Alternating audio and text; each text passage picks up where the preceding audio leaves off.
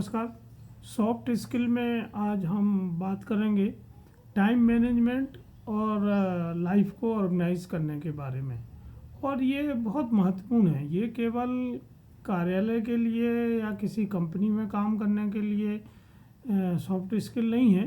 ये पूरी लाइफ की एक सॉफ्ट स्किल है जो हमें इस तरह के ज़रूरत पड़ती है लाइफ में कि हम अपने टाइम को मैनेज करें। देखिए, हर किसी की ज़िंदगी में एक फ़िक्स टाइम है, उससे ज़्यादा उनके पास टाइम नहीं है। पर दिक्कत ये है कि ये जो फिक्स टाइम है ये पता नहीं है कि ये कितना टाइम है। तो आदमी जब देखता है कि रोज़ सुबह हो रही है, रोज़ वह उठ गया है, रोज़ शाम को सो जा रहा है, तो उनको लगता है कि ये इन्फिनिट है, ये अनंत काल तक चलने वाली प्रक्रिया है। आप जानते हैं कि महाभारत में एक कथा है कि जब यक्ष ने युधिष्ठिर के सभी भाइयों को मूर्छित कर दिया, तो क्योंकि वो उनके जवाब नहीं दे पाए, तो युधिष्ठिर खुद सरोवर पे आए और उन्होंने यक्ष के सवालों का जवाब दिया। तो यक्ष ने कई सवालों में ये पूछा कि वो ऐसी कौन सी बात है जो सत्य है पर लोग उसको हमेशा झूठ मानते हैं। तो युधिष्ठिर ने कहा, मृत्यु एक ऐसा सत्य है जो लोग देखते हैं कि दूसरे लोग मर रहे हैं, पर वो ये कभी नहीं मानता है कि उसको भी मरना है। तो हमें लाइफ में ये जानना होगा कि हमारे पास बहुत लिमिटेड टाइम है और उसी लिमिटेड टाइम में हमें अपना काम करना होता है।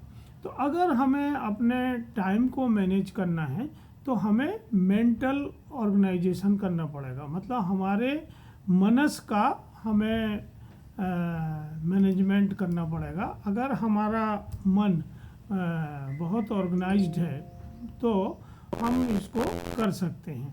तो जिसको हम मन कहते हैं सामान्य भाषा में, उसे योग की भाषा में मन, बुद्धि और अहंकार, चित्त, बुद्धि और अहंकार, 3 भागों में बेसिकली बांटा गया है। और ये जो मन है, मन में कई तरह के विकार होते हैं और हमेशा एक जैसा मन नहीं रहता है। तो जो मन के क्लेश हैं वो पतंजलि ने अपने योग सूत्र में बताया है अविद्या एक सबसे बड़ा क्लेश है, क्योंकि हम चीज़ों को उतना नहीं जानते हैं और ये अविद्या ही है जो हमें भ्रम में रखती है। दूसरा है अस्मिता। जब हम एक का दर्शन नहीं कर पाते हैं, सभी दूर और अलग अलग सबको मानते हैं, तो उसको अस्मिता कहते हैं। तीसरा जो क्लेश है वो है राग। जब हम हमेशा सुख की कामना करते हैं और ख़ासतौर से किसी दूसरे से सुख की कामना करते हैं, किसी दूसरी चीज़ से सुख की कामना करते हैं, तो उसको राग कहते हैं। और जब ये राग पूरा नहीं होता है तो अगला क्लेश होता है द्वेष। तो हम फिर उनसे द्वेष करने लगते हैं। अगर कोई हमारी इच्छा पूर्ति में बाधक बनता है तो वो हमारा शत्रु है, उसको हम द्वेष करते हैं। और आखिरी जो 5वां चित्त का क्लेश है वो है अभिनिवेश। अभिनिवेश का मतलब ये है कि जो स्वरस में ही आरूढ़ रहता है, जो अपने में ही स्थित रहता है, या जो जहाँ पहले रहा है दूसरे स्थान पर रहा है, तो उसके प्रति जो ममत्व होता है उसको अभिनिवेश के रूप में बताया जाता है। तो ये जो चित्त की अवस्थाएं हैं, जो क्लेश हैं, इन क्लेशों के कारण ही हमारा टाइम मैनेजमेंट गड़बड़ाता है। तो अगर हम अपने चित्त को, मन को बहुत अच्छे से ऑर्गेनाइज करते हैं तो हम टाइम को भी मैनेज कर सकते हैं।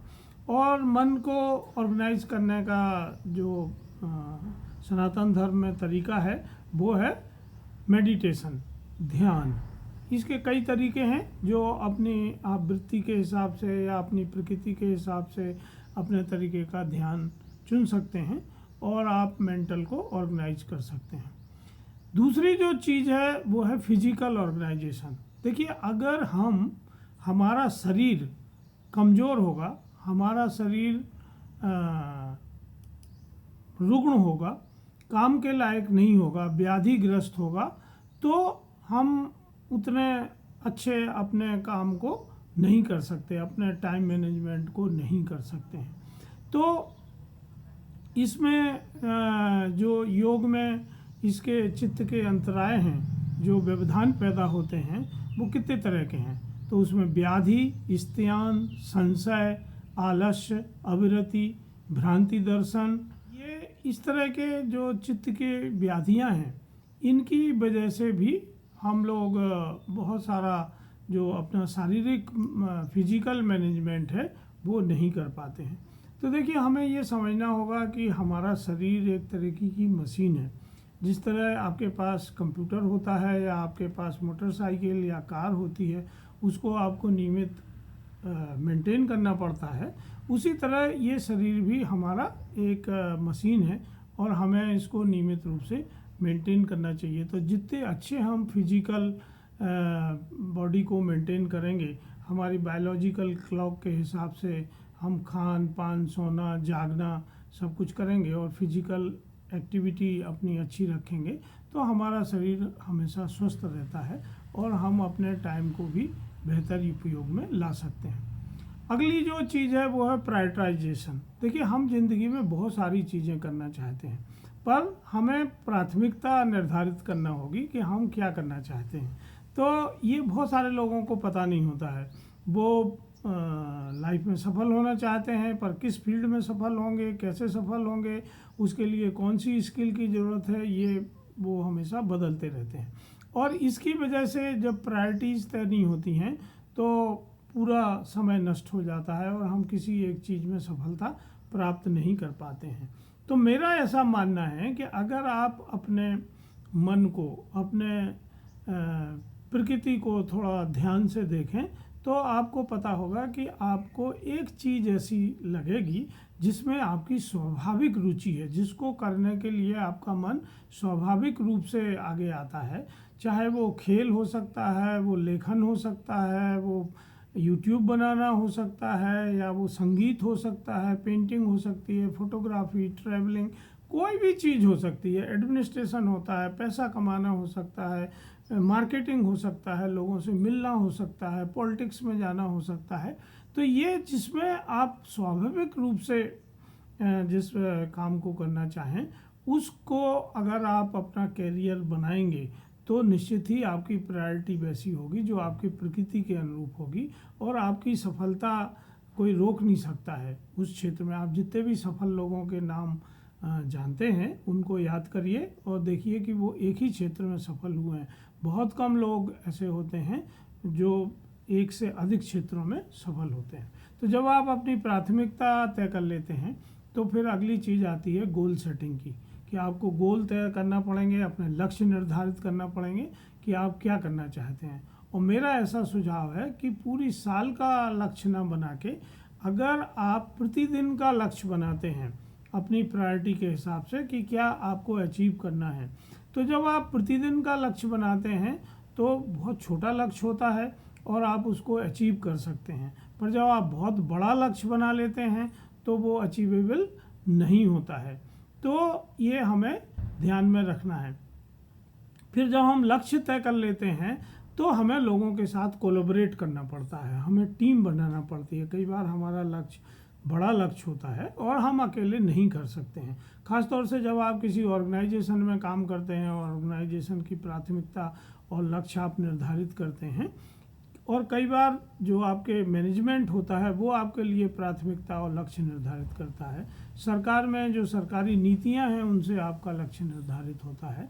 तो फिर आप दूसरे लोगों से, अपनी टीम से कोलैबोरेट करते हैं, उनसे समन्वय बनाते हैं, कम्युनिकेट करते हैं, उनको आप बातचीत करते हैं कि कैसे इसको करना है, और फिर आप इसको शुरू करते हैं टाइम मैनेजमेंट के थ्रू, और टास्क मैनेजमेंट करते हैं कि हर टास्क को कितने समय में आपको पूरा करना है। आप वर्क डिस्ट्रीब्यूशन करते हैं, वर्कलोड मैनेजमेंट करते हैं कि आपकी टीम में कौन कौन किस तरह का काम करेगा। आप डेलीगेट करते हैं, दूसरे लोगों को आप कुछ काम देते हैं और उनको एम्पावर करते हैं कि वो आपके इस काम को करें। और इस सब में क्या होता है, स्ट्रेस बहुत होता है, क्योंकि जब आप जितनी बड़ी टीम के साथ डिपेंड होते हैं, बड़े लक्ष्य को पाना चाहते हैं, तो बहुत सारे लोगों के साथ कोऑर्डिनेट करना, बहुत सारे लोगों पर निर्भर करने से स्ट्रेस, हमें तनाव बहुत होता है, क्योंकि सब लोग आपके हिसाब से काम नहीं करते हैं। तो हमें स्ट्रेस मैनेजमेंट आना चाहिए, हमें तनाव नहीं लेना चाहिए और हमें ये देखना चाहिए कि हम अपने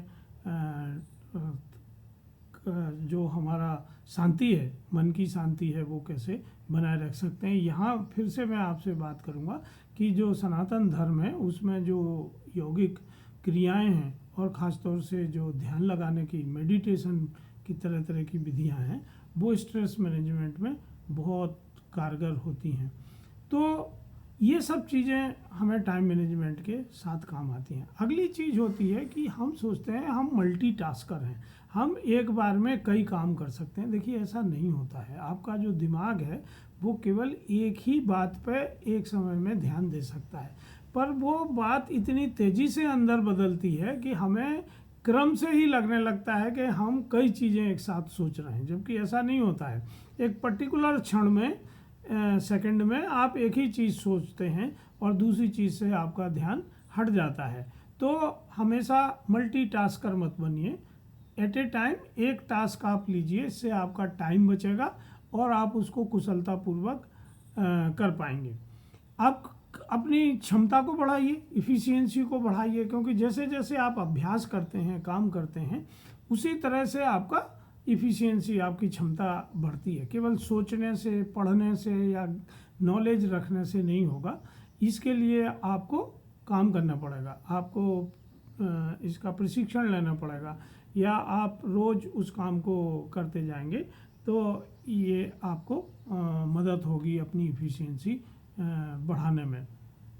फिर आप जो है कि अपना जो ऑर्गेनाइजेशन है अपनी लाइफ का, और आप जहाँ काम करते हैं उस ऑर्गेनाइजेशन को आप समझिए कि वो ऑर्गेनाइजेशन क्यों बना है, उसका पर्पस क्या है, वो क्या अचीव करना चाहते हैं, और उस ऑर्गेनाइजेशन में आपका रोल, रिस्पॉन्सिबिलिटी क्या है। तो जितनी क्लियरली आप ऑर्गेनाइजेशन को समझेंगे, अपनी ज़िंदगी को समझेंगे, उतनी तेज़ी से आप काम कर पाएंगे।